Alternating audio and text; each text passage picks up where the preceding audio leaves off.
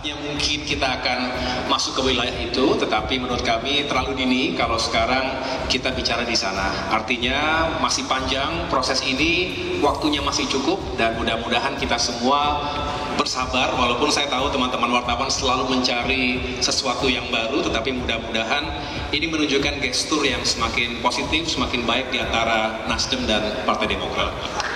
Sebetulnya ini kan kalau kita lihat secara langsung ataupun tidak langsung, komunikasi selalu berjalan dengan baik gitu. Jadi sebetulnya saling mengingatkan itu biasa gitu, dan itu semakin membuat kita semakin kompak.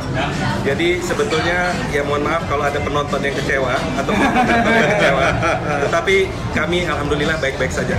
Sampai hari ini ya, rencana koalisi perubahan yang diusung oleh Partai Nasdem, Demokrat, dan PKS masih belum terrealisasi. Lah jangankan bersatu dalam koalisi, yang ada malah mereka sekarang saling ribut dan menyerang sana sini. Kasihan sekali melihat Partai Nasdem, Demokrat, dan PKS ini. Masa ya koalisi saja belum terrealisasi, tapi mereka sudah ribut sendiri. Ya karena ketika ada orang nanya gimana koalisi perubahan, ya saya bilang sesuai dengan namanya, koalisi perubahan, jadinya berubah-ubah. Kadang-kadang mereka ingin deklarasi 10 November katanya, terus kemudian tiba-tiba berubah, batal. Perubahan, berubah-ubah. Nah, melihat hubungan kedua partai yang semakin memanas ini ya, terus terang saya jadi semakin pesimis bahwa koalisi perubahan yang bakal dibentuk oleh Partai Nasdem, Demokrat, dan PKS akan bisa terwujud. Ya jangankan terwujud, yang ada justru semakin kusut. Kadang mereka ngerasa bahwa koalisi ini pasti terbentuk, kita sudah solid 90% dan sebagainya. Tapi di sisi lain, salah satunya bilang, ya kita kalau nggak jadi koalisi juga nggak apa-apa. Berubah-ubah gitu.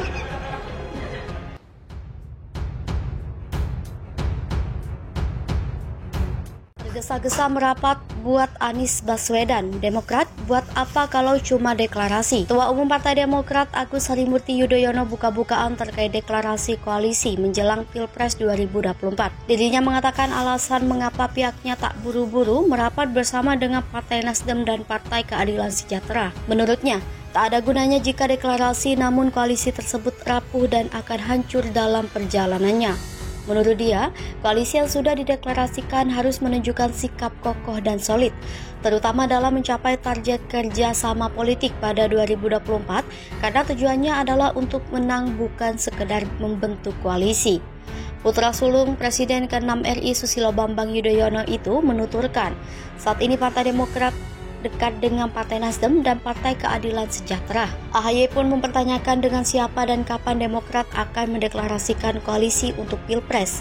Dia meminta para kader untuk mendoakan agar segera terbentuk koalisi. Menurut AHY, dalam politik itu dinamis sehingga kemungkinan apapun masih bisa terjadi. Apalagi waktu pendaftaran calon presiden dan calon wakil presiden baru dibuka pada Oktober. PKS tolak deklarasi koalisi 10 November. Poros Anies terancam bubar. Usulan Nasdem soal deklarasi koalisi pada 10 November pekan depan ditolak PKS. Demokrat juga masih belum sepakat. Poros yang digadang-gadang akan mengusung Anies Baswedan sebagai capres di pemilu 2024 juga masih alot menentukan figur cawapres. Menanggapi itu, juru bicara DPP PKS Muhammad Khalid menjelaskan komunikasi pihaknya dengan Demokrat dan Nasdem masih berjalan. Ia bilang pembahasan melalui tim kecil dari 3 parpol tersebut masih terus dilakukan. Khalid juga tak setuju bila poros Nasdem, Demokrat, dan PKS dinilai terancam bubar.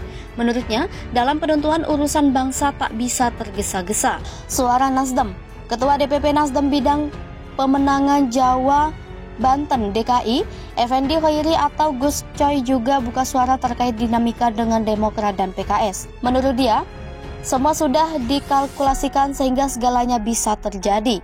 Namun dia bilang ada satu hal yang sama jadi titik temu dalam misi bersama Gerakan Perubahan Restorasi Indonesia, Dia bilang misi bersama untuk perbaikan seluruh aspek kehidupan, mewujudkan Indonesia yang lebih demokratis, adil dan sejahtera, tersebut dengan figur Anies Baswedan sebagai calon pemimpin. Bagi dia, waktu deklarasi koalisi hingga nama cawapres juga relatif sehingga wajar beda pandangan.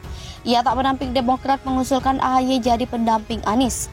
Lalu, PKS menyodorkan nama Ahmad Heriawan atau Aher sebagai cawapres. Dia yakin nanti ada waktunya tak ada lagi manuver masing-masing parpol yang menonjolkan ego sektoral partai dengan menawarkan figur kadernya. Gus Coy menekankan pentingnya kesolidan, bersatu hingga jangan lonjong mendukung figur cawapres. Kemesraan Paloh dan Puan Maharani. Nasdem sebut tak pernah ada yang diperlakukan begitu. 2 hari sebelum berkunjung ke Nasdem Tower, Ketua DPP PDIP Puan Maharani mengutus Ketua DPP PDIP Bidang Pemenangan Pemilu, Bambang Wuryanto, untuk menyampaikan rencana kedatangannya pada Senin 22 Agustus 2022.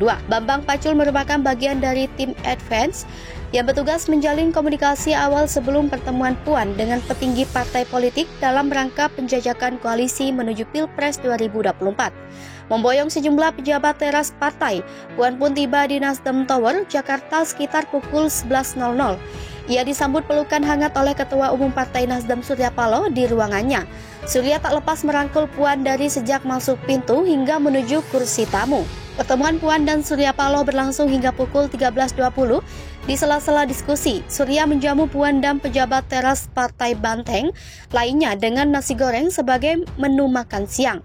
Partai Nasdem menjadi partai pertama yang disambangi PDIP dalam rangka penjajakan koalisi menuju 2024.